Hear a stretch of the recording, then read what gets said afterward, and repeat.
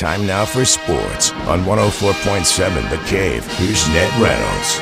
Mike, the intern, Ned Reynolds in the studio, chipping away at the work week. It's Thursday morning, and we've got our Cy Young Award winners. We do indeed, and they're very deserving Cy Young Award winners. Tariq Skubal of the Detroit Tigers wins it for the second straight year. He is really phenomenal. My goodness, this guy has such a glittering future to him. It's incredible, as does Paul Skeens of the Pittsburgh Pirates, who won the National League Cy Young. And it's for him his first prize. And he could have won it last year, probably should have, but he was Rookie of the Year, so he didn't get it. But now it's the two top pitchers in baseball. Skubal for the year was 13-6 with a 2.21 earned run average and 241 strikeouts in 31 starts. That's pretty good. Skeens is pitching for a team that's 10. They're way off the mark. The Pittsburgh Pirates, they only won 54 games this year, and he's 10-10 with an ERA of 1.97. That's pretty doggone good. Huge. This is for a team that's an also-ran. He had, 216 strikeouts and 32 starts. Now, some of the speculation is that the Pirates will try to trade him and maybe get some very valuable material, which they would. It would probably be a multi-year trade, but by the same token, the club has said, nah, we're not going to deal our star. And the Pirates don't draw very well, but they do when Paul Skeens pitches, because you never know what's going to happen. Maybe a no-hitter in the offing, whatever. They're the two Cy Young Award winners, Tariq Skubal of the Detroit Tigers and Paul Skeens of the Pittsburgh Pirates. Congratulations to both of them, and goodness gracious, I wish they were on the Royals, or I bet you wish they were on the Cardinals. Either way, we've got ourselves a pro football game tonight. You know, they say any given Sunday or any given Thursday, but I think the Patriots are going to run all over the Jets, buddy. They are only a 13-point favorite, they being the Patriots, and Mike Vrabel has done such a terrific job in turning this team around. When they hired him from the Tennessee Titans, you knew Vrabel, who is a former Patriot player himself, was going to do some magic with his team. He's a tough guy. The team is responding to some really stringent methods that he has put with them.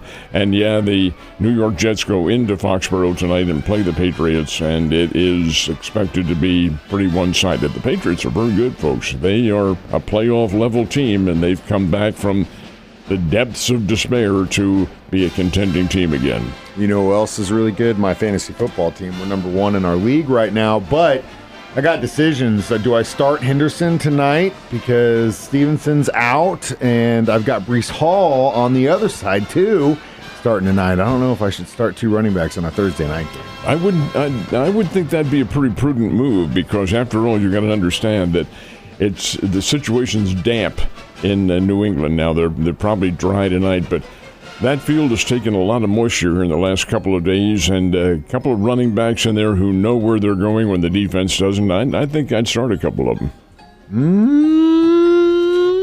All right. You convinced me. We've got the high school football teams vying for hardware tomorrow. What's the prize? This is the district championships that are coming up tomorrow night. The winners continue on, and they'll go to the state quarterfinals next week, all culminating with the state championships, which this year are being played in St. Joseph, Missouri, up at Missouri Western State. As a matter of fact, that's the central point for a lot of the fall sports. But the bottom line is you don't get there and win your district championship. And some of the games, we have some dandies. Nixa and Joplin. Nixa is the predominant favorite, but you think they're going to go on to the quarterfinals and maybe the state semifinals and maybe the championship. Republic is going to Carthage. Clever plays at Mountain Grove. Forsyth at Liberty, that's Mountain View Liberty, Mountain View Birch Tree Liberty, and Marionville and Thayer in Class 1. And these are the two top Class 1 teams in Southwest and maybe South Central Missouri. That should be a dandy. Kansas City Chiefs have a very pivotal game on Sunday in Denver against the Broncos. They got back to work yesterday. Everyone pretty much practiced with the exception of Pacheco, correct? Well, Pacheco did not, nor did George Karlaftis, who has a thumb injury, but you have to think he's probably going to play. But Pacheco did not. He was not in there, so does Clyde Edwards-Helaire get activated again, and Do you give the ball pretty much to Kareem Hunt and people like this? It's really interesting situation because, as you just pointed out, this is a big game. We talked last week or 2 weeks ago about the Buffalo Bills and a big one.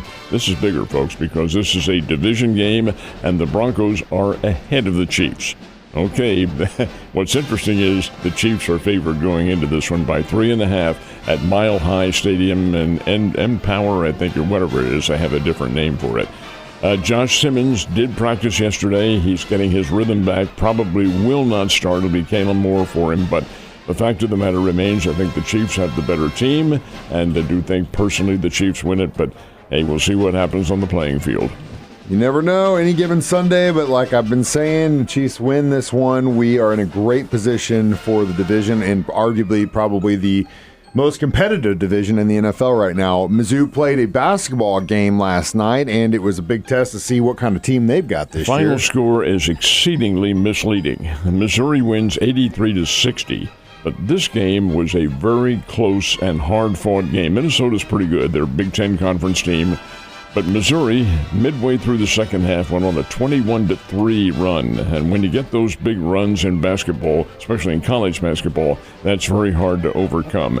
So the 21-3 margin kind of broke open a close game, and the Tigers get a nice win. Tigers are undefeated now, and they have some lollipops for the next couple of weeks coming in there. Of course, there's no such thing as a given, but by the same token, these will be pretty good ball games for Missouri. Anyway, Missouri is the winner over Minnesota, 83-60, and the Tigers are now 4-0 on the year.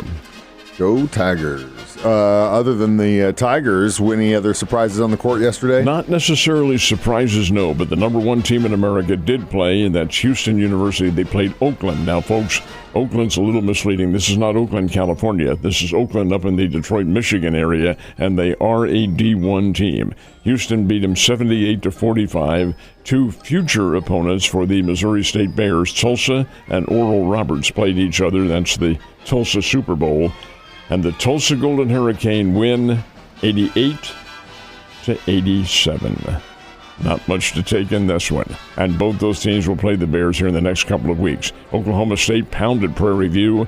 Here's an interesting one from the Missouri Valley Conference. Southern Illinois went out to Reno and played Steve Alford's Nevada Wolfpack. Game went into overtime. Nevada won it 86-81 over the Salukis.